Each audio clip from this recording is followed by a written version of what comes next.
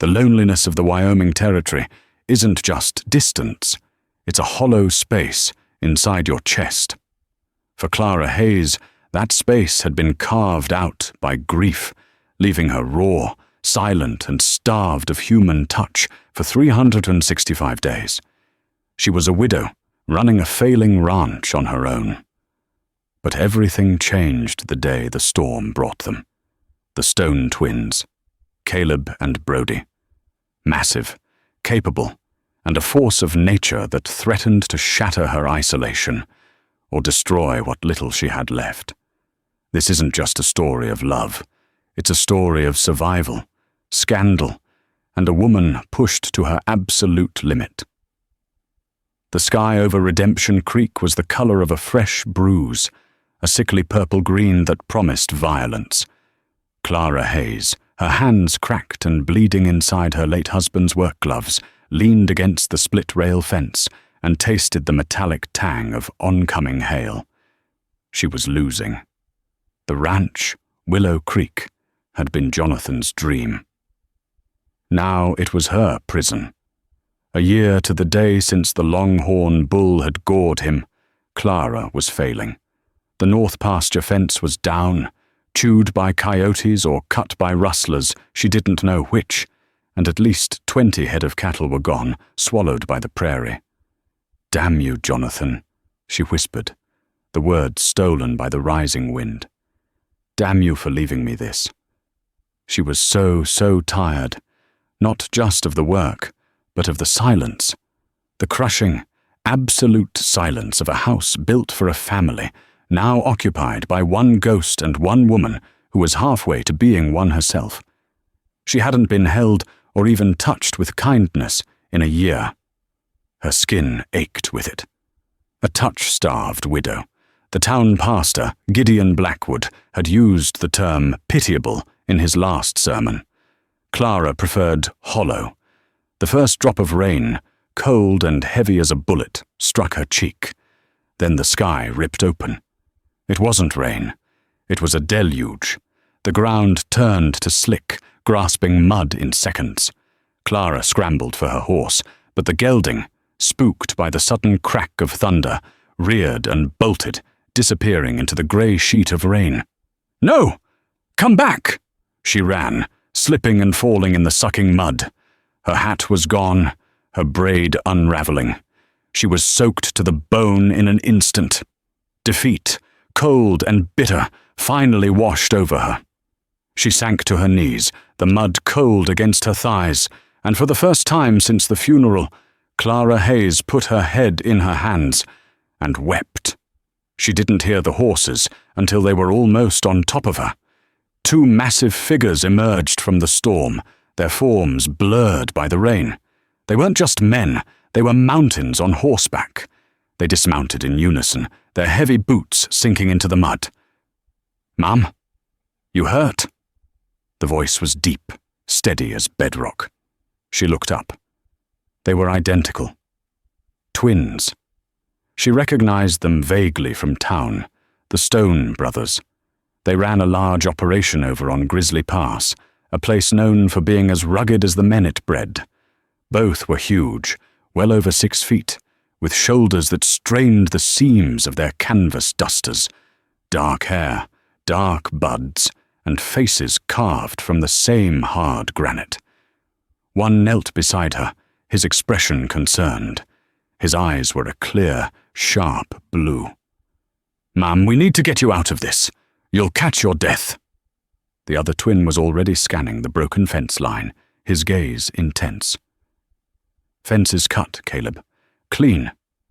He turned his attention back to Clara, and his eyes, the same blue, but with a different, wilder fire, met hers. "She's freezing." Caleb, the first one, focused on her.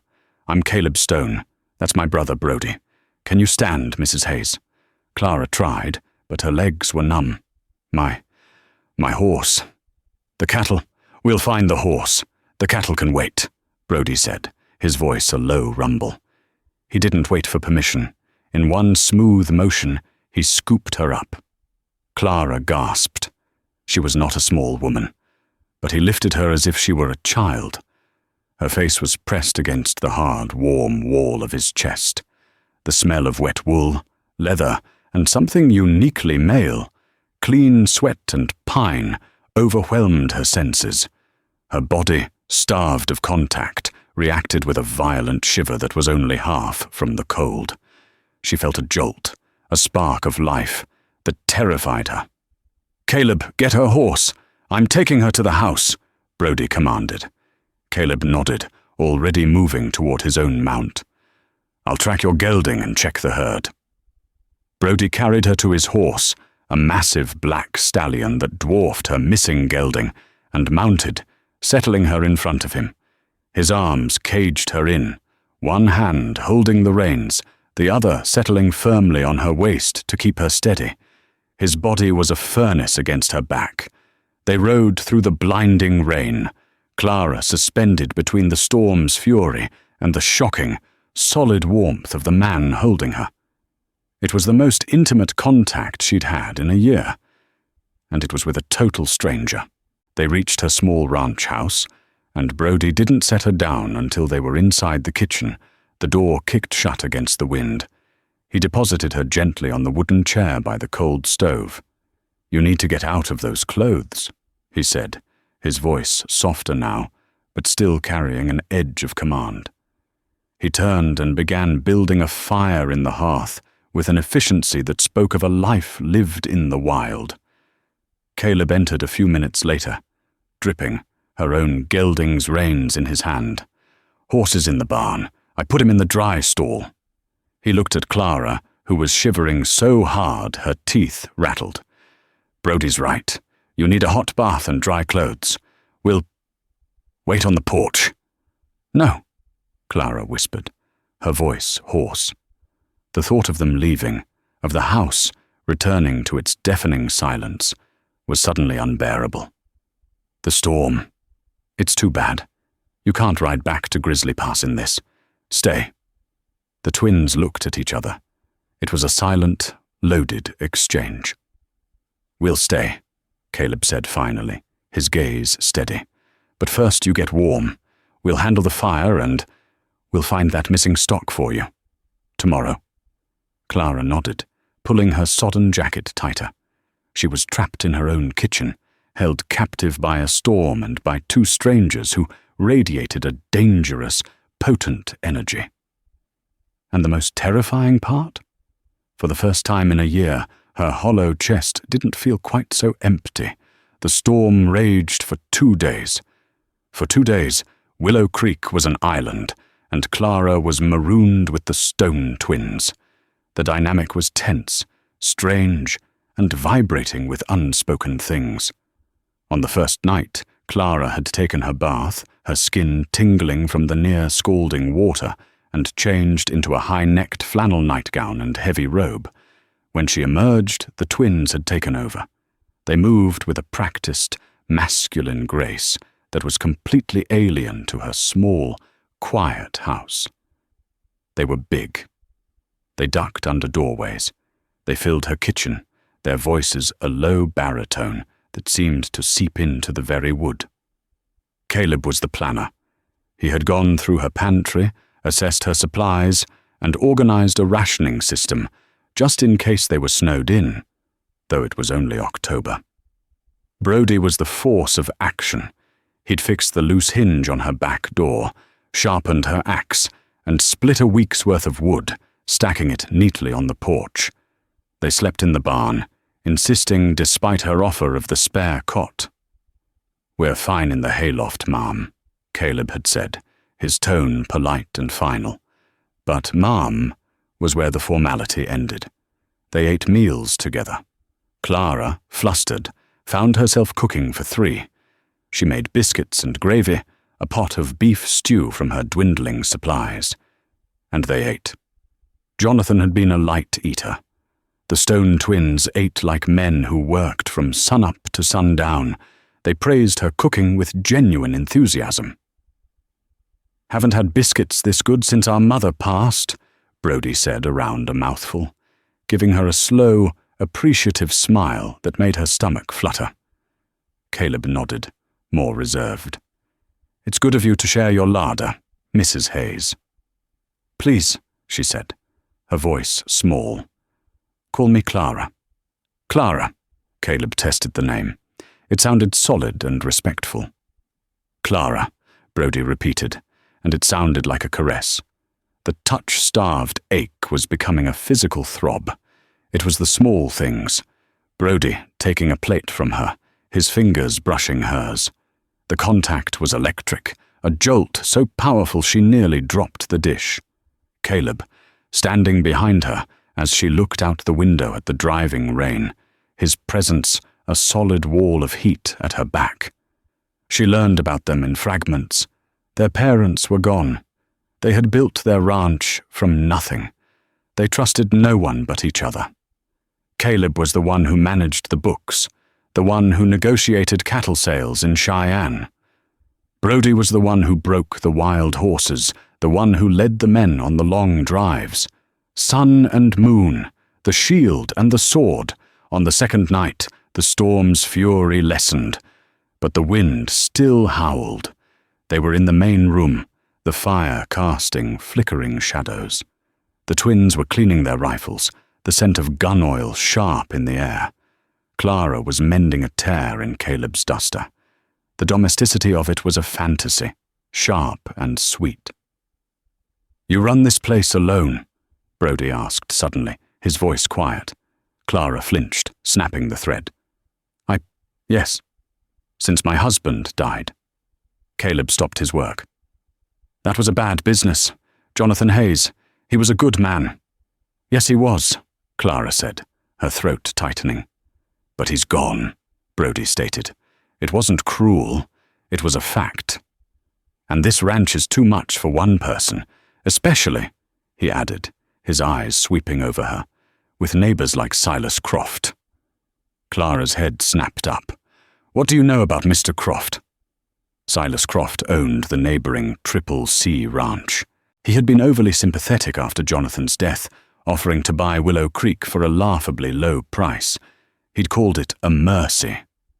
"We know he's been diverting water from the creek upstream," Caleb said, his voice hard.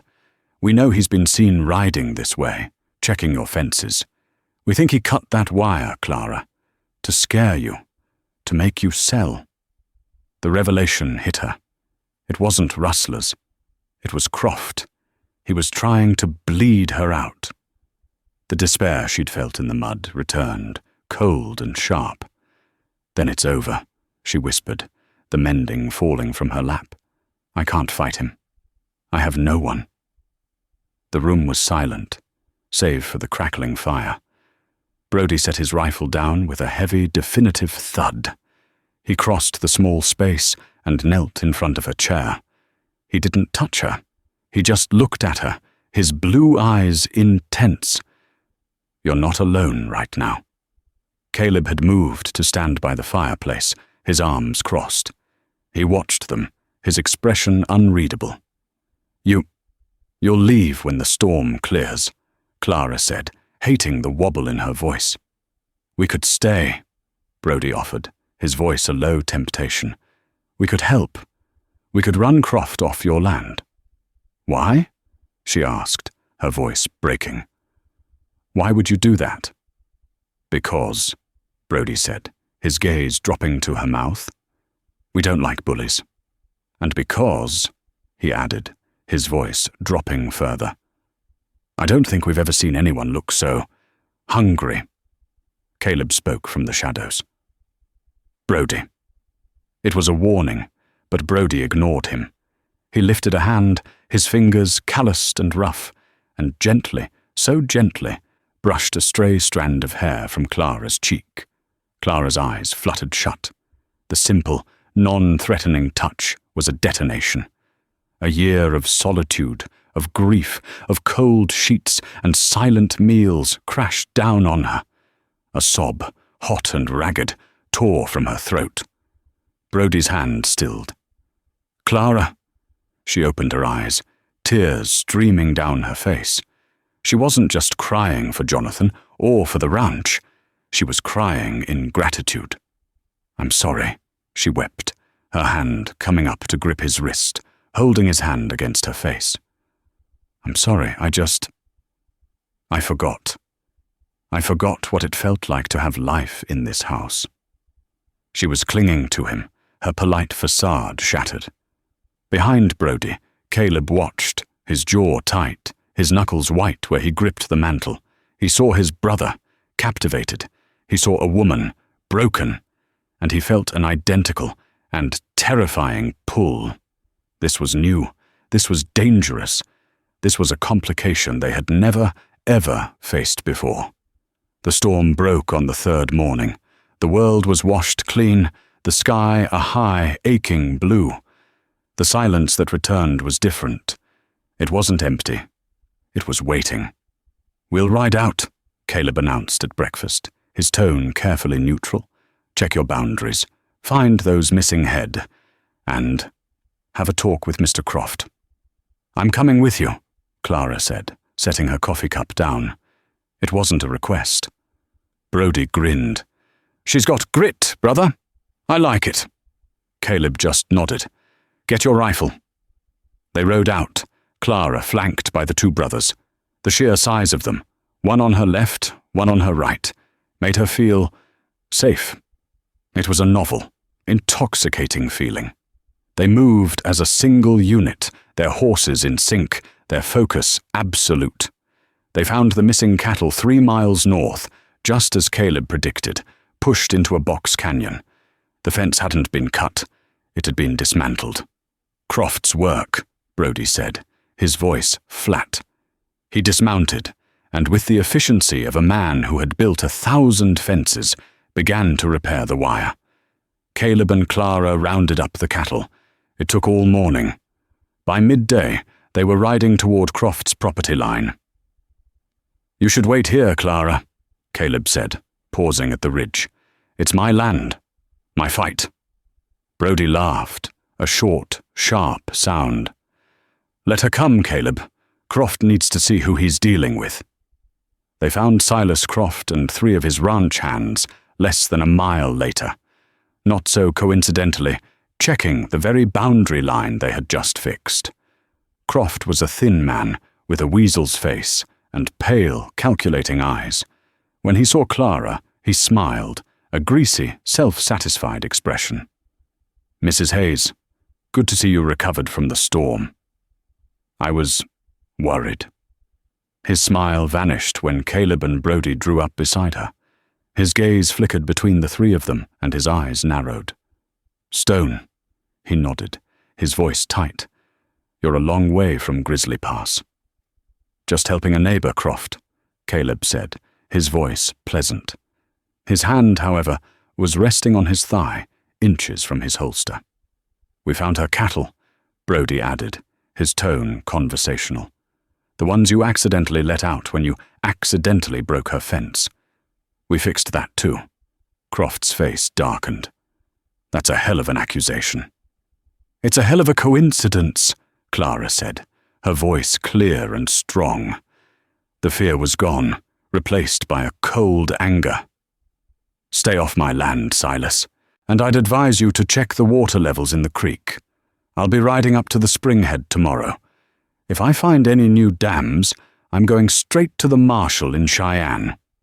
Croft was stunned into silence. He had expected a weeping widow, not a woman flanked by 2 of the most formidable men in the territory. He looked at Brody's challenging grin, at Caleb's cold, steady stare, and at the new, hard set of Clara's jaw. He spat in the dust. "You're making a mistake, widow. You'll regret this." "The only mistake," Brody said, his voice deadly soft, "is you still being here." Croft and his men, outnumbered and outgunned in sheer presence, turned their horses and rode away. The silence that descended was triumphant. Clara felt a giddy rush. She looked at Brody, who winked at her. She turned to Caleb, who gave her a single, sharp nod of approval. The victory, however, was short-lived. They rode into Redemption Creek 2 hours later. They needed supplies.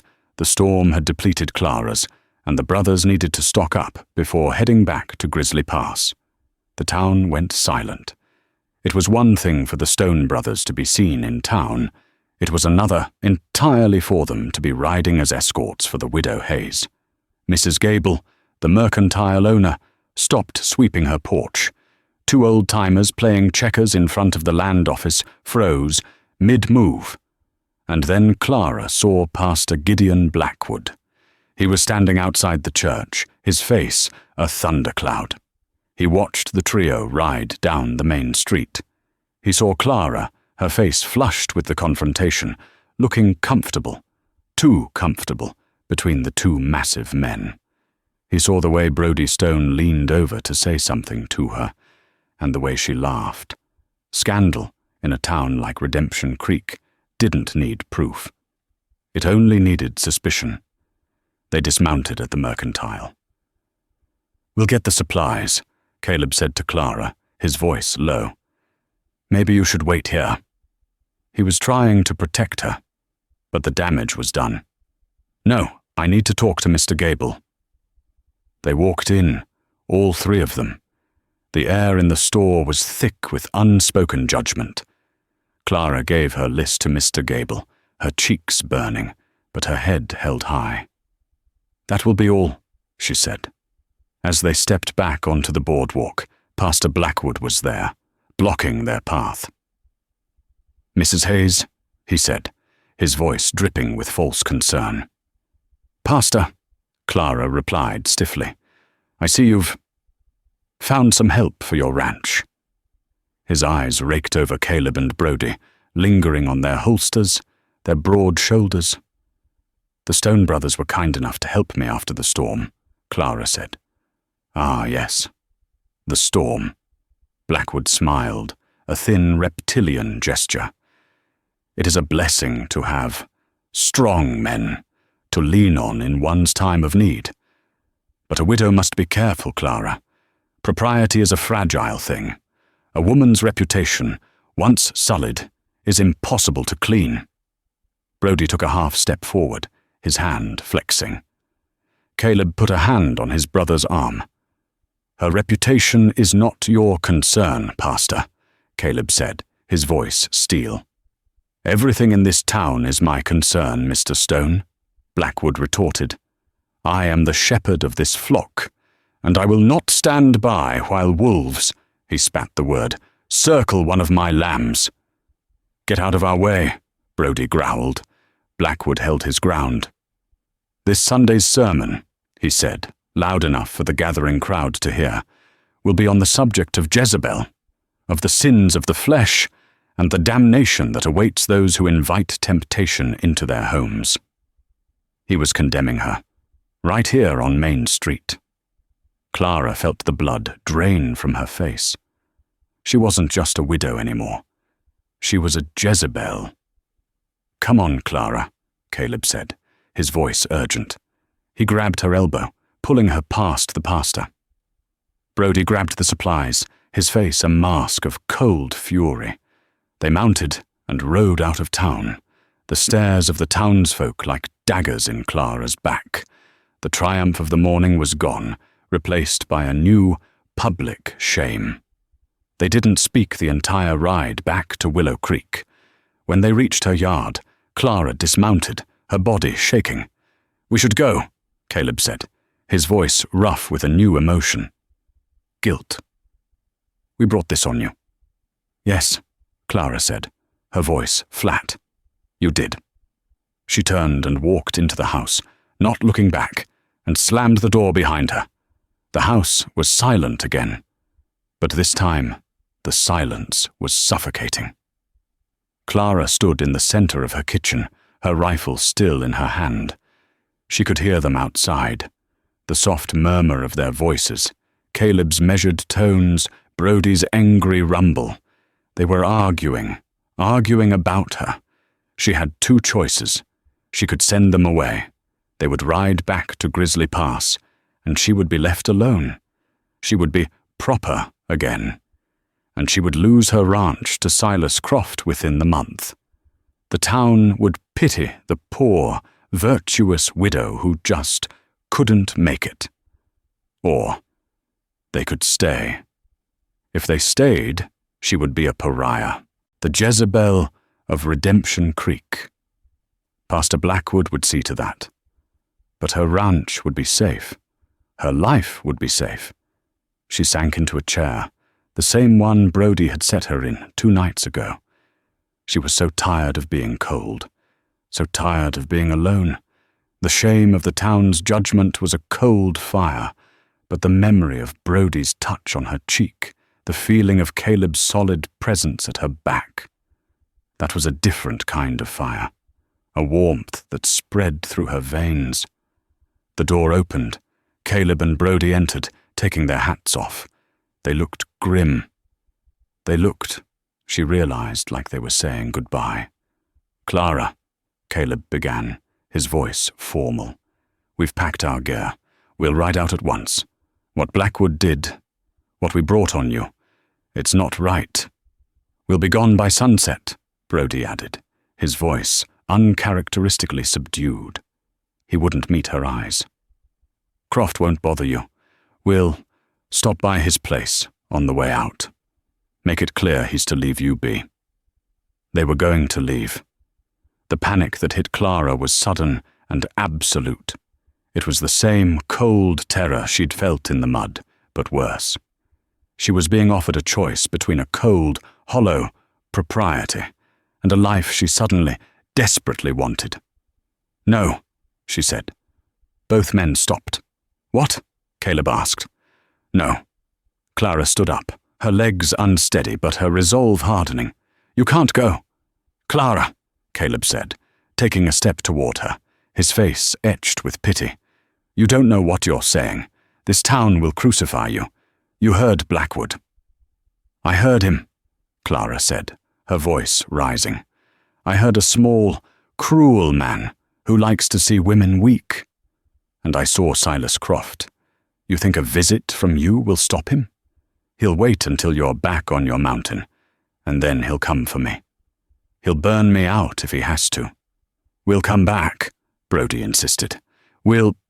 You'll be too late," Clara shouted, the frustration and longing of a year breaking free. "You don't understand. You two, you fixed my fence. You found my cattle. You made me laugh. You made me feel," she struggled for the word, "real. This house hasn't been a home since Jonathan died. It's been a tomb. And then you showed up, and for 2 days, there was life in this house. There was noise. There was warmth."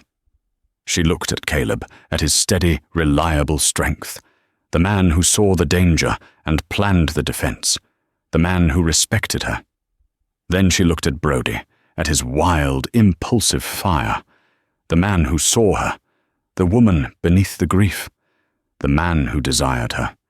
She was drawn to them both, to Caleb's stability, which she needed to survive, to Brody's passion, which she needed to live. "Clara," Caleb said gently, "a woman can't. A woman needs a husband. Not this. We can't give you what you need. Not properly." "Properly," she spat the word. "Propriety is a cage. I'm done with it." She took a deep breath, knowing this was it. The moment her life would change, for good or for ill. "I am so empty," she whispered, her voice cracking with the raw, desperate truth. "The loneliness. It's a hole. It's raw.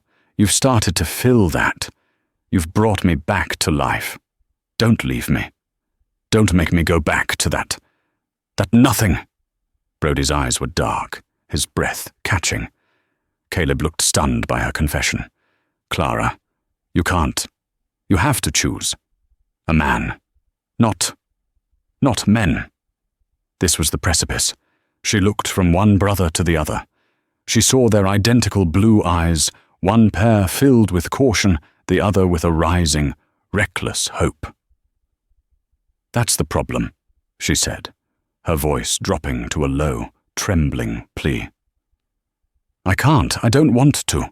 I need Caleb's mind. I need his strength. He makes me feel safe." She turned to Brody. "And I need his fire. He makes me feel alive." She was weeping now, but not from sadness. It was from a terrifying, desperate honesty. I know what I'm asking. I know what it makes me.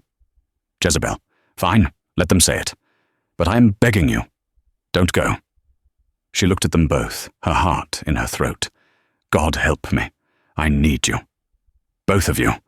And I think I can handle both. The silence in the room was absolute. It was broken only by Clara's ragged breathing. Caleb looked as if she had struck him. He was the moral one, the planner. This was chaos. This was ruin. But Brody's gaze was scorching. He had been waiting for this, Clara realized. He had seen this possibility from the moment he'd lifted her from the mud. He took a step, then another, until he was standing right in front of her. He raised a hand, his calloused thumb brushing away a tear on her cheek. Clara, he murmured, his voice thick. Are you sure? Are you absolutely sure? He glanced at his brother. Because if we do this, if we stay, there's no going back. Not for any of us.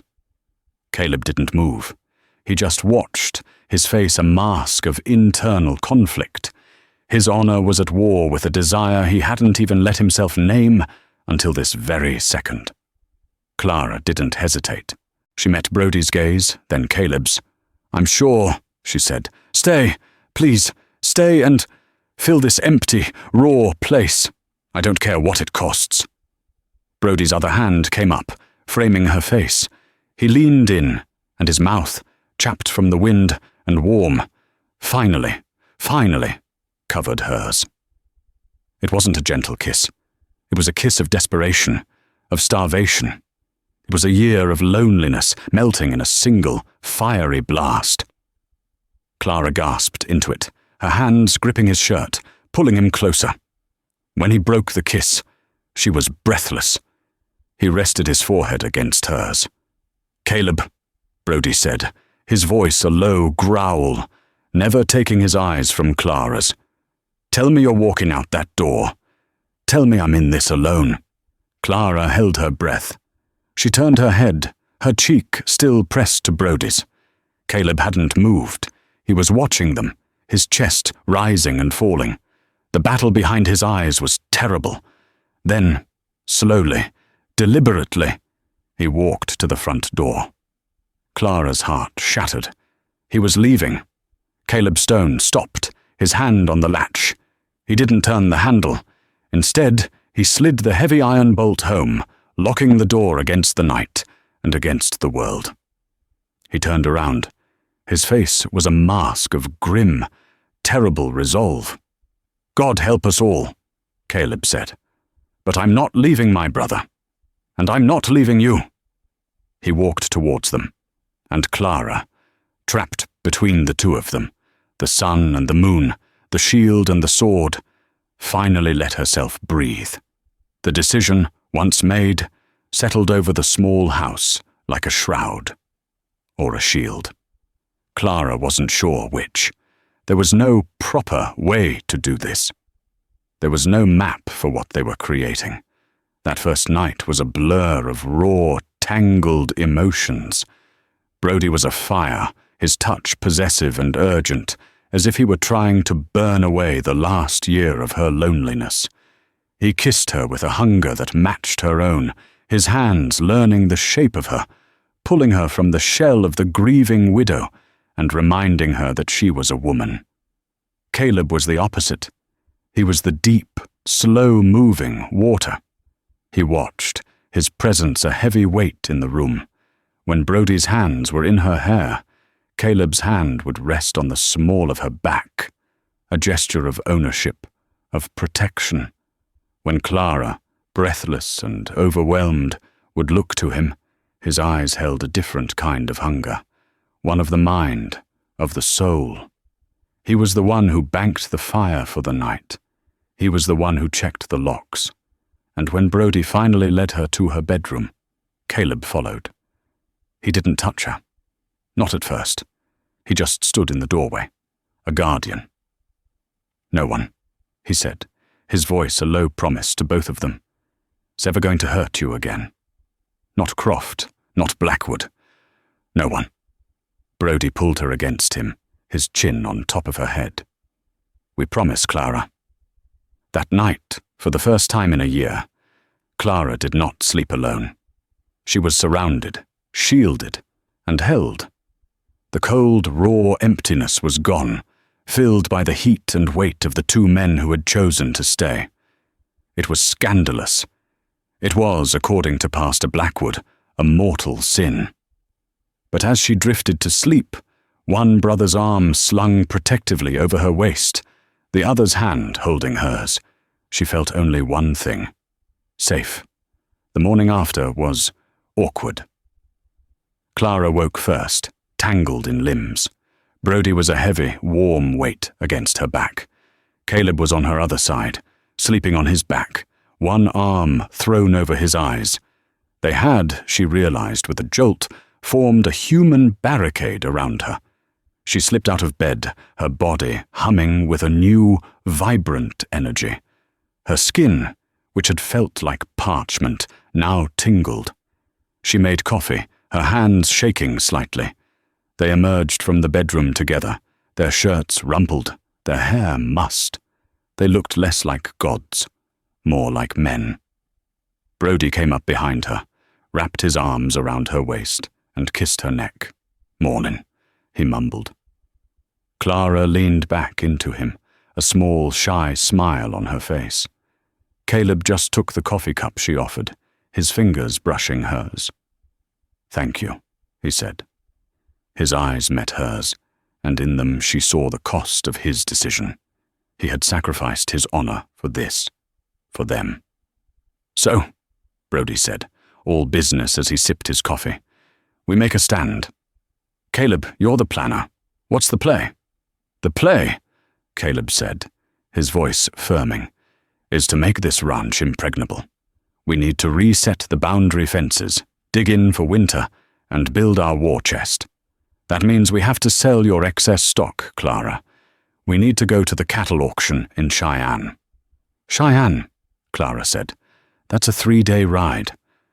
"We leave tomorrow," Caleb said, "all three of us. We show Croft, and this town, that we are a united front, that you are not alone." The decision felt good, solid. They spent the day working. It was a whirlwind of activity. The Stone brothers were a force of nature. They mended the barn roof, reshod Clara's horse, and rounded up the cattle for the drive. Clara had never seen such efficiency. They worked as one, their twins speak a series of half-sentences and nods, and she was part of it. Brodie would call for a tool, and she would have it. Caleb would point to a map, and she would mark the new fence line. They were a team. The real world, however, did not wait long to intrude. On the afternoon of the second day, as they were packing the last of their supplies for the Cheyenne trip, a rider approached. Not Croft. This man wore a badge. Sheriff Eli Vance. Vance was a decent man, old and weathered, who usually left Redemption Creek to its own devices. His presence meant trouble. He reined in his horse, his eyes taking in the scene with a practiced, neutral gaze. He saw the 2 massive stone horses in Clara's corral. He saw the 3 of them, standing together on the porch. He saw the way Brodie Stone's hand was resting on the butt of his gun, and the way Caleb Stone stood slightly in front of Clara. "Mrs. Hayes," Vance said, tipping his hat. "Messrs. Stone." "Sheriff," Caleb replied, his voice calm. "What can we do for you?" "I'm not here for a social call, son," Vance said, his gaze hardening. "I'm here on a complaint, filed this morning by Mr. Silas Croft." "A complaint about what?" Brodie asked, his voice already a low growl. "Rustling," the sheriff said. "Croft claims 20 head of his cattle, Triple C brand, went missing during the storm, and he claims to have found them.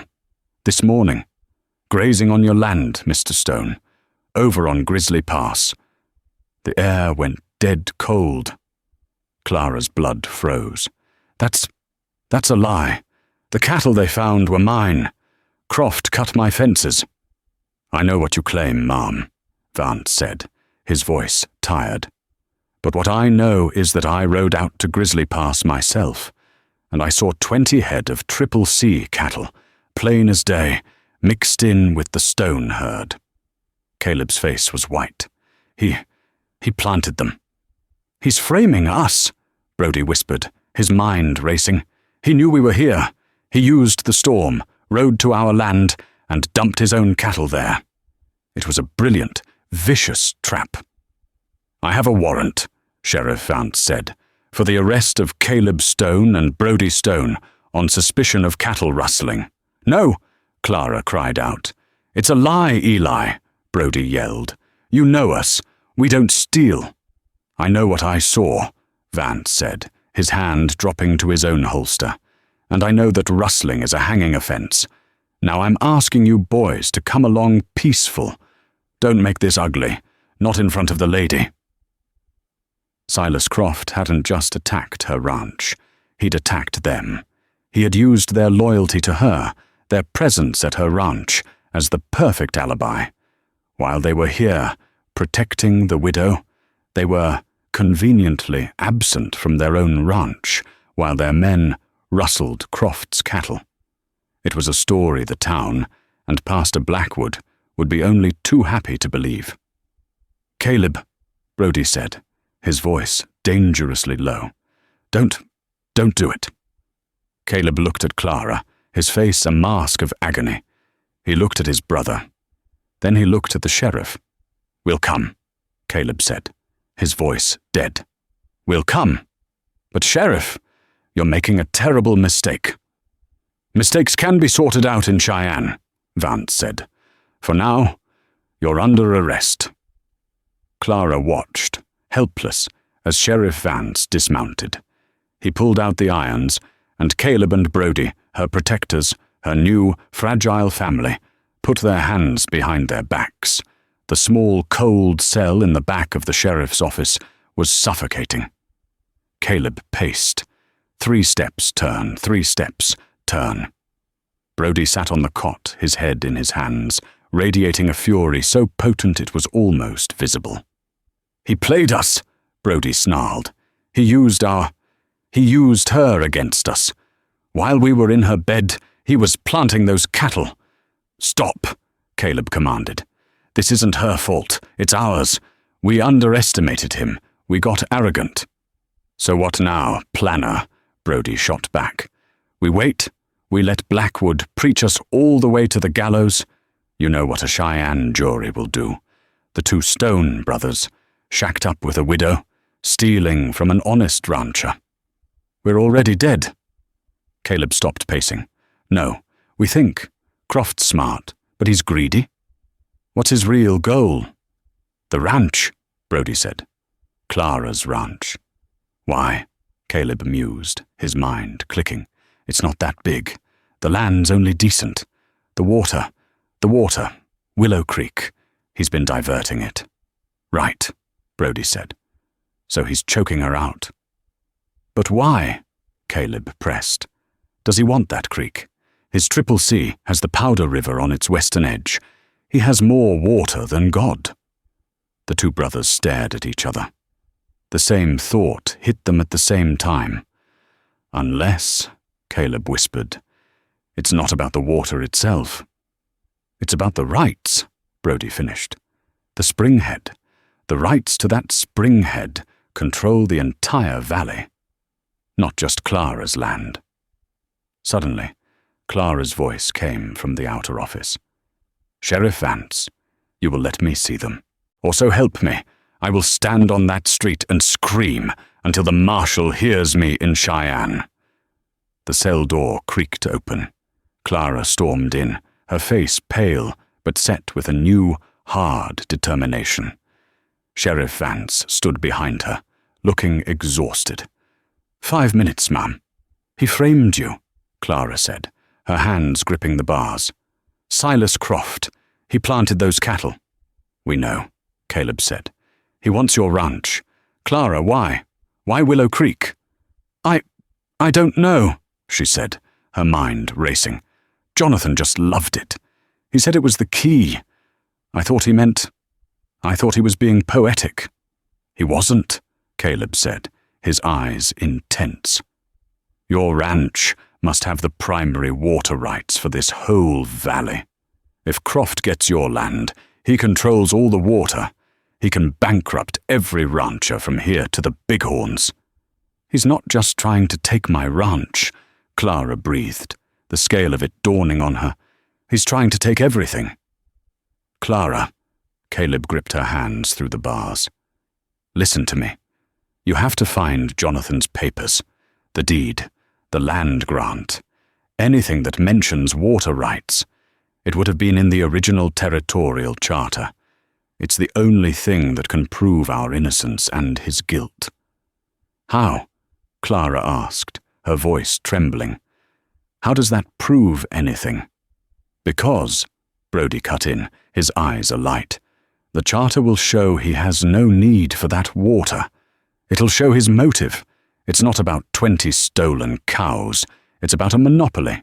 It's enough to show reasonable doubt. It's enough to get Vance on our side.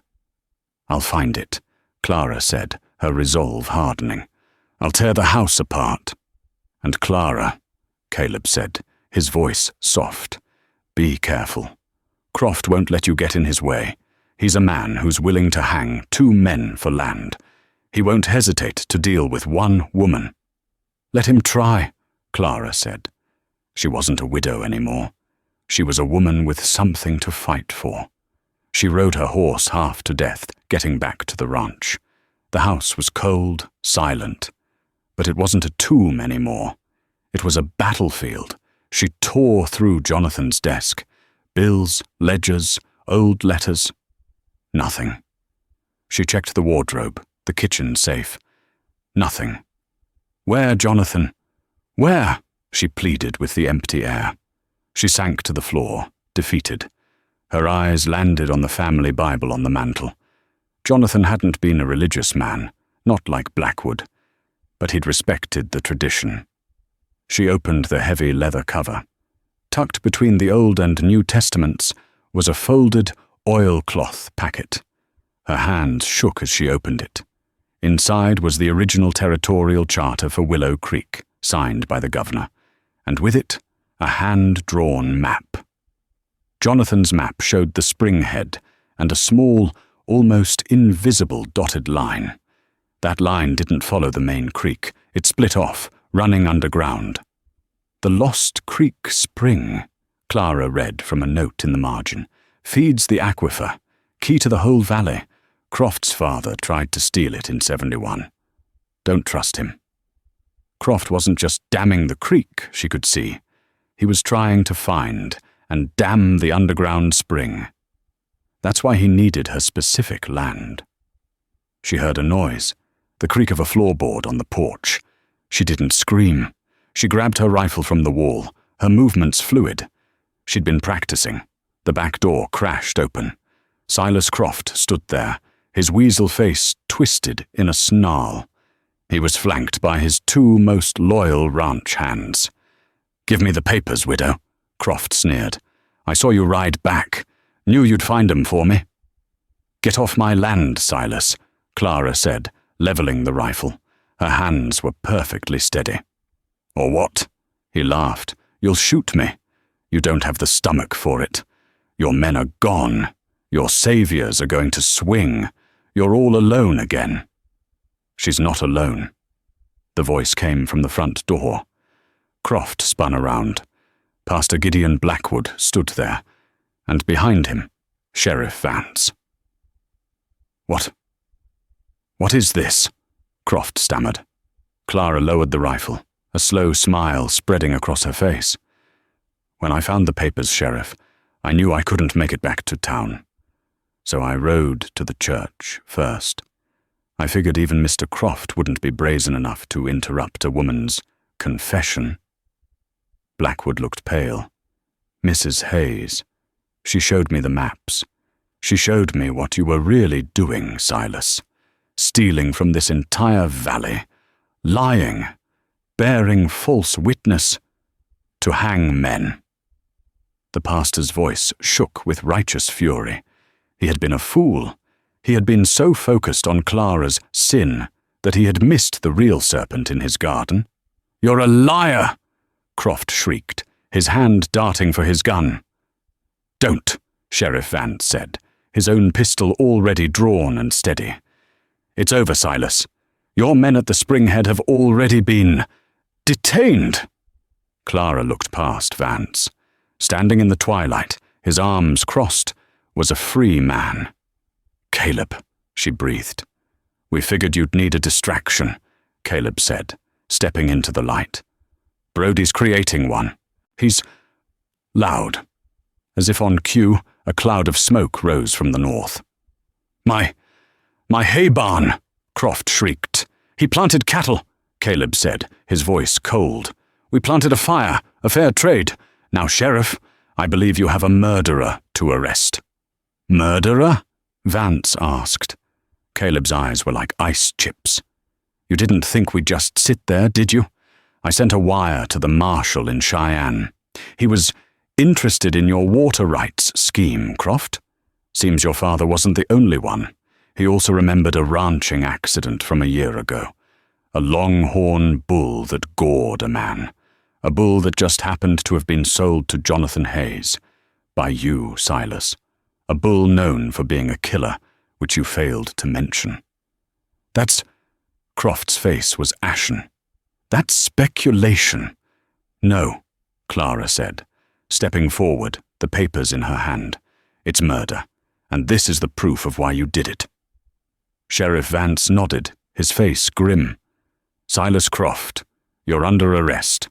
For rustling, for attempted fraud, and for the murder of Jonathan Hayes." As Vance cuffed a screaming, defeated Croft, Clara ran past him, off the porch and into the yard. Caleb caught her in a crushing hug, lifting her off her feet. She buried her face in his neck, breathing in the scent of him.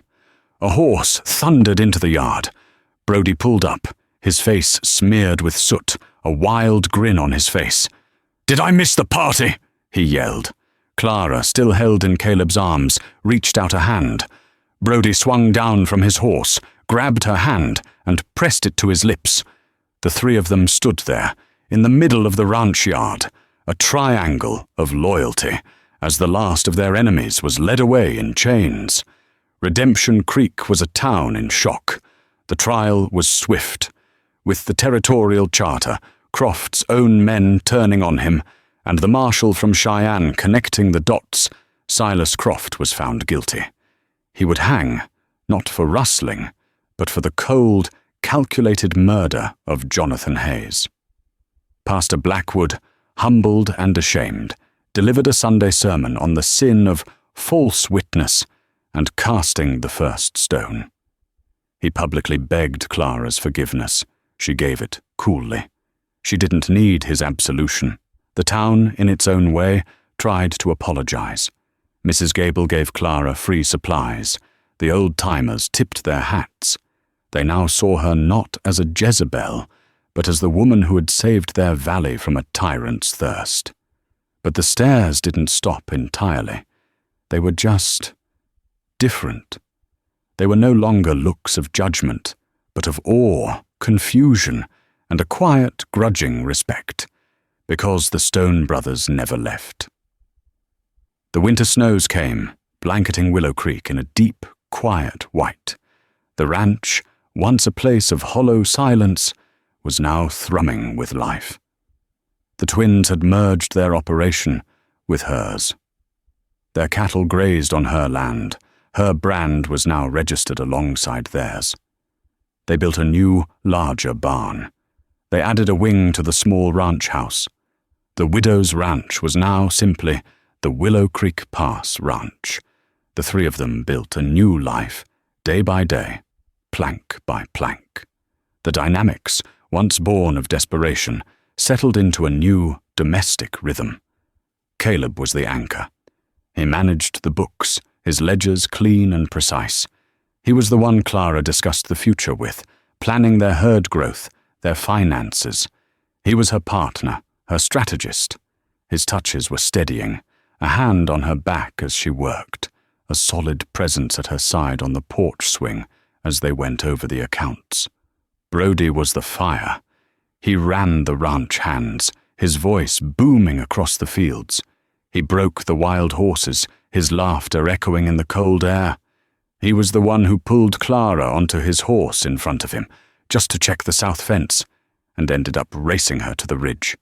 He was her passion, her spark. His touches were still electric, a sudden, fierce kiss in the barn, a hand that found hers under the dinner table. They were, Clara had come to realize, two halves of a whole man. And together, they made her complete. The raw place inside her was gone. It had been filled not just with physical touch, but with partnership, with laughter, and with a fierce, unbreakable loyalty. It was not a life without its challenges. There were nights of jealousy, quiet and unspoken, when she gave more attention to one than the other. There were days of friction, when Caleb's careful planning clashed with Brody's impulsiveness. But they talked, they argued, they fought, and they compromised.